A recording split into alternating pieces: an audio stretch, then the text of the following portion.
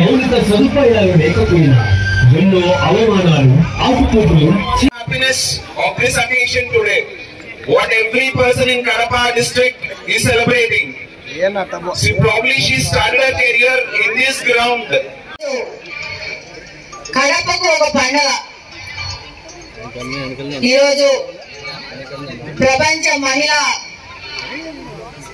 Cricket cup సాధించి అందులో మన కడప జిల్లాకు భాగస్వామ్యాన్ని చేకూర్చి మనలందరినీ తలెత్తుకొని గర్వంగా మనమందరూ భావించే విధంగా ఈరోజు శ్రీచరణికి శుభాభినందనలు తెలియజేసుకుంటాను. మొదటిగా ఒక చిన్న ఇందాకే అడిగాను, అంటే చాలా వేరుగా ఈ అవకాశం వస్తుంది, వరల్డ్ కప్ గెలిచిన తర్వాత మీ ఫీలింగ్ ఎలా ఉంటుంది అని చెప్పేసి ఎవరు చెప్పలేరు.